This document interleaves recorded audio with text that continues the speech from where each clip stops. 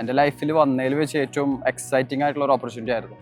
എന്താണെന്ന് വെച്ചാൽ അത്രയും വലിയൊരു ടീം നമ്മളെ ഇൻക്ലൂഡ് ചെയ്യുക. സത്യം പറഞ്ഞാൽ കുറെ ആൾക്കാർ തെറ്റിദ്ധരിച്ചത് അത് പ്രീമിയർ ലീഗിന് വേണ്ടിയിട്ടാണ്. പക്ഷേ പ്രീമിയർ ലീഗ് അല്ല, കുറെ പേർക്ക് അറിയില്ല. അങ്ങനെയാണെങ്കിൽ ഞാൻ പറയാം, തീർച്ചയായും. എന്താണെന്ന് വെച്ചാൽ അവര് അത്രയും വലിയൊരു പ്രീമിയർ ലീഗ് കളിക്കുന്ന ഒരു ടീം നമ്മൾ ഇന്ത്യയിൽ നിന്ന് അങ്ങനെ ഒരു ആളെ സെലക്ട് ചെയ്യാന്ന് പറയുമ്പോൾ അതൊരു വലിയ സംഭവമാണ്. അപ്പൊ അതിൽ വളരെ ഹാപ്പിയാണ്. പിന്നെ അവിടുത്തെ അനുഭവങ്ങൾ എന്ന് പറഞ്ഞാൽ ഒരിക്കലും മറക്കാൻ പറ്റാത്ത അനുഭവങ്ങളാണ്.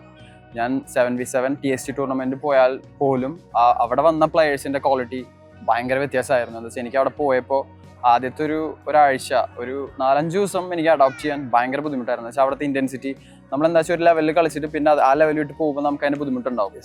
പിന്നെ ആ TSTയിൽ വന്ന എല്ലായിടത്തും നോർമൽ പ്ലെയേഴ്സ് ആണ്. പിന്നെ അതിൽ ലെജൻസ് ഉണ്ടായിരുന്നു, പക്ഷെ നോർമൽ പ്ലെയേഴ്സിന്റെ ക്വാളിറ്റി പോലും അത്രയും മുകളിലാണ്.